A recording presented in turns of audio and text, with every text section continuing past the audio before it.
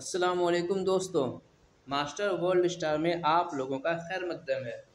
आज हम लोग पढ़ेंगे उर्दू नज़्म का आखिरी क्लास होगा। आज हमारा उर्दू नज़्म का आखिरी क्लास है। अब कल से हम उर्दू नस्र पढ़ेंगे।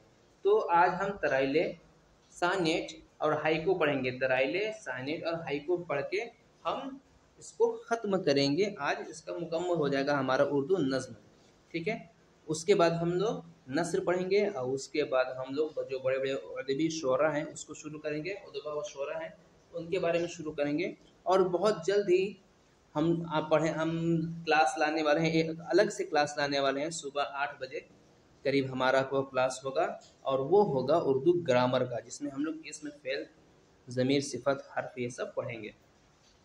ठीक है। तो आज हम पढ़ेंगे ट्राइले, सानेट और हाइको। तो सबसे पहले सानेट हम लोग पढ़ेंगे। तो चलिए देखते हैं अपना सानेट का। सानेट मगरिबी शायरी की एक कदीम तरीन सन्फ़ है। सानेट मगरिबी शायरी की एक कदीम तरीन सन्फ़ है। मगरिबी शायरी मतलब ये पश्चिमी देशों की एक शायरी है और कदीम है, काफ़ी पुरानी सन्फ़ है। ठीक है। और वहाँ पे काफ़ी मशहूर है, काफ़ी चर्चे में चलती है, मतलब फेमस है ये। और ये 14 मिसर की एक ऐसी नज़्म है जिसमें एक बुनियादी जज्बा या ख्याल को दो बंदों में पेश किया जाता है। मतलब सानिट जो है एक तो पश्चिमी देश का है, पश्चिमी देश से आया है। और दूसरा ये कि 14 मिसरों का होता है। इसको अगर पहचानना बहुत आसान होता है क्योंकि ये इसमें 14 मिसरे होंगे और ये दो बंद करके होंगे। पहले बंद में 8 और दूसरे बंद में 6। या कभी कभी ऐसा भी होता है कि पहले बंद में आपको मिल जाएगा 12 और दूसरे बंद में आपको मिल जाएगा 2। या तो मिलेगा 8 6 का और या तो मिलेगा 12 2 का। ये दो में से कोई एक आपको सानेट में मिलेगा। दो बंद का एक शेर जो कि पूरा 14 मिसरों का होगा, दोनों मिला के 14 होगा, इसको भी मिला के 14 है और इन दोनों को मिला के भी 14 होगा। 14 मिसरे का, दो बंद में 14 मिसरे का शेर सानेट होता है। इसमें दिया है पहले बंद में 8 और दूसरे बंद में 6 मिसरे होते हैं, जैसे कि मैंने अभी बताया है यहाँ पे। और उसके बाद पहले बंद में ख्याल का फैलाव होता है। जो पहला बंद होता है उसमें ख्याल का अपना फैलाव किया जाता है और दूसरे बंद में इसकी तकमील की जाती है। और दूसरे बंद में अपनी उसकी जो है अपने ख्याल की तकमील की जाती है। कहीं कहीं पहला बंद 12 मिसरे पर और दूसरा बंद 2 मिसरों पर मुश्तमिल होता है। ये जैसे मैंने यहाँ बताया, पहला 12 पर और दूसरा 2 मिसरे पे होता है। मगर 14 मिसरे की पाबंदी ज़रूरी है। अगर ये 14 मिसरा है तभी ये सानेट है। अगर 14 मिसरा है तभी ये सानेट है, वरना कुछ और शेर है, उसको फिर देखना होगा कि वो ये कौन सा क्या है। ठीक है। अगर 14 मिसरा है, इसमें रहना ज़रूरी है, इसकी पाबंदी है, इस पर रहना ही रहना है 14 मिसरा, तभी वो सानेट बनेगा, नहीं तो नहीं बन पाएगा। इसमें काफ़ियों की तरतीब बदलती रहती है, मतलब इसकी काफ़िया जो है वो बदलता रहता है, काफ़िया की कोई पाबंदी नहीं होती इसमें। चलिए देखते हैं एक सानेट जिसमें यह बतौर मिसाली आलमी अलीम सबा नवी का लिखा एक सानेट है। इसमें देखिए, कौन आया है मेरे दिल में आज, भाग नस नस का नूर आवर है, ज़ात कितनी सरो आवर है, मेरे अंदर है सरखोशी का राज। तो जैसे ये पहला ये 4 है, 4 मिसरा यहाँ पे है। उसके बाद 4 मिसरा यहाँ पे है, 4 4 8 मिसरा। उसके बाद 4 मिसरा यहाँ है ये, और 2 मिसरा यहाँ है। तो 4 4 8 4 12, 12 मिसरा और 2 मिसरा, ये मिलाकर 14 मिसरा हुए।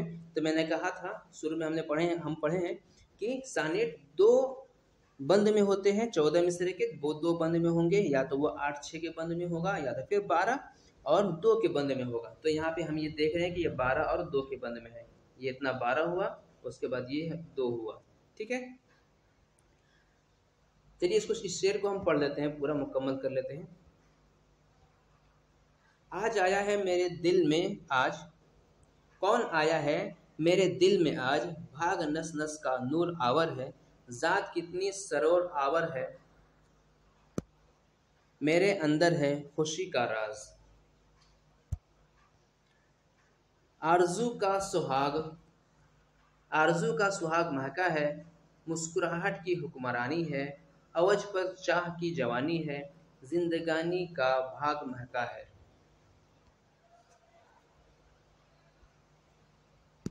उसके बाद है, मुझ में एक नूर है, बहारें हैं, फूल कलियां चमक चमक मुझ में, रंग व बू का है बाकी मुझ में, रहमतों की हसीन नज़ारे हैं। देख रहे हैं इसमें काफिया का ज़रूरी नहीं, इसमें बदल रहा है। यहाँ पे हैं है, उसके बाद यहाँ पे मिला है, उसके बाद यहाँ पे देख रहे कहीं है कहीं आज है कहीं राज है, मतलब बदलते रह रहा है। कोई काफिया है लेकिन ज़रूरी नहीं कि एक ही काफिया यहाँ पे चलता रहेगा, उसमें इसमें काफिया बदलते रह रहा है। ठीक है। मेरी किस्मत है कितनी नूरानी, मुझ में एक रोशनी है पुरानी। इसमें नूरानी और पुरानी अलग अलग दे दिया। ठीक है, तो ये हुआ हमारा सानेट। अब हम पढ़ेंगे आगे चल के ट्राइले। इसे ट्राइले या तराइले दोनों कहा जाता है। जब इंग्लिश में इसको हम लिखेंगे तो ट्राइले लिखेंगे, और जब अरबी ज़बान में इसे हम पढ़ते हैं तो तराइले कहते हैं। क्योंकि अंग्रेज़ी ज़बान में त नहीं होता, त को ट पढ़ा जाता है, और अरबी ज़बान में ट नहीं होता, ट को त पढ़ते हैं। इसलिए ये कभी ट्राइले और कभी तराइले पढ़ा जाता है। हमारा उर्दू ज़बान से है जिसमें त भी होता है, ट भी होता है, हिंदी में भी होता है। तो तराइले भी शुरू करेंगे हम। तराइले फ्रांसीसी शायरी की एक मकबूल सन्फ है। यह एक तरह का बंद है, एक ही बंद में नज़्म मुकम्मल हो जाती है। मतलब अभी हमने पढ़ा था सानेट में 2 बंद में नज़्म मुकम्मल होता था, और उसमें 14 मिसरे होते थे। लेकिन इसमें 8 मिसरे होंगे और ये एक ही बंद में मुकम्मल हो जाएगा। इसमें दिया है यह 8 मिसरों पर मुश्तमिल नज़्म है, मतलब ये 8 मिसरों का एक नज़्म होता है। कंफ्यूज नहीं होना है, सानेट जो है वो 14 मिसरों का होगा और तराइले जो है वो 8 मिसरों का होगा। इसमें सिर्फ 2 काफिया होते हैं और इसकी एक खास तरतीब होती है। इसको तरतीब वार लिखा जाता है, लेकिन उसमें हम काफिया की तरतीब जो है नहीं करते थे। सानेट में काफिया की तरतीब नहीं होती थी, लेकिन यहाँ पे हम काफिया की तरतीब दिया गया है। देखिए इसमें पहला, तीसरा, चौथा, पांचवा, सातवां और दूसरा, छठा, आठवां मिसरा हम काफिया होते हैं। मतलब जो है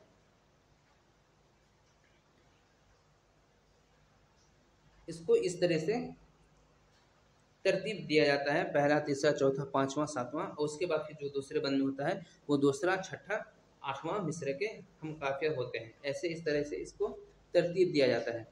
चलिए देखते हैं एक, यह बतौर मिसाल रऊफ खैर का एक तराइले टाइम कैप्सूल है। टाइम कैप्सूल इसका नाम है। चलिए पढ़ते हैं इसे। बनु उम्मिया ही बाकी, न है बनु अब्बास, न अपने आप को दोहरा के थक सकी तारीख।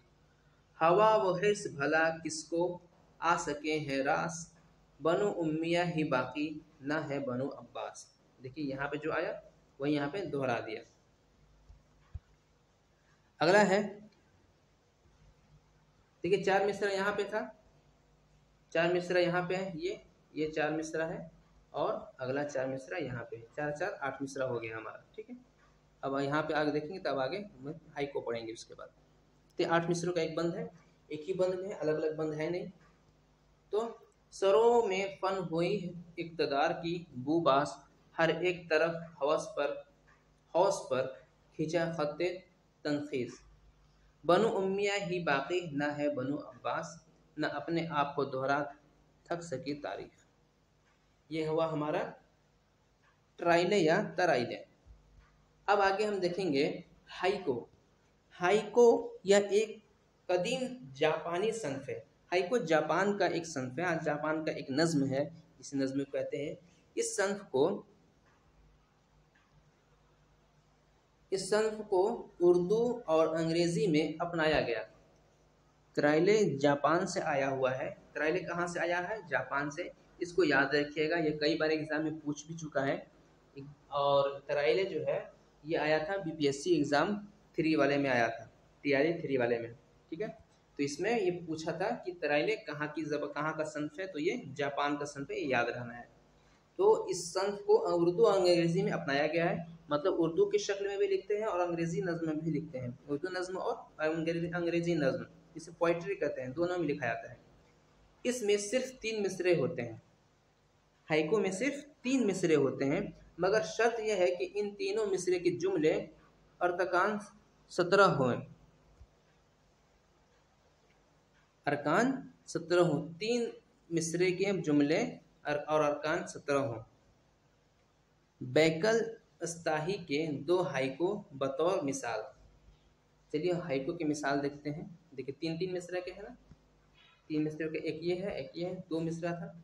बैकल खड़ा द्वार पर, फूंक के अपने घर को खुद ही, जुर्म धरे संसार पर। हो गया सबसे आसान सबसे छोटा ये एक मिसरा एक हो गया, इसको हम, ठीक है। तो हाइको जो है वो सबसे आसान और सबसे छोटा सा माना जाता है। उसके बाद दूसरा है, अब अपने कानों में चोर शाह सब एक ही जैसे हैं, बिन मतलब मजमून में। इसमें देखिए यहाँ पे जो काफिया दिया है, यहाँ पे पर, यहाँ पे पर, यहाँ पे में, यहाँ पे में, ये चीज़ का यहाँ पे पाबंदी किया गया है। तो आज का हमारा सेशन यहीं पर ख़त्म होता है और कल से हम शुरू करेंगे नस्र और नज़्म का। आज हमारा ख़त्म हुआ और कल से नज़्म शुरू करेंगे और नस्र शुरू करेंगे और नस्र में देखेंगे कि हम कल क्या क्या पढ़ेंगे और कैसे किस तरह से नस्र को कितने हिस्सों में तकसीम किया गया है। तो आज के लिए इतना ही, और तब तक आप हमारे चैनल को सब्सक्राइब ज़रूर कर दीजिए और लाइक करिए, और क्या कमी रह गई है उसे कमेंट में ज़रूर बताइए। तो मिलते हैं अगले क्लास में, तब तक के लिए अस्सलाम वालेकुम।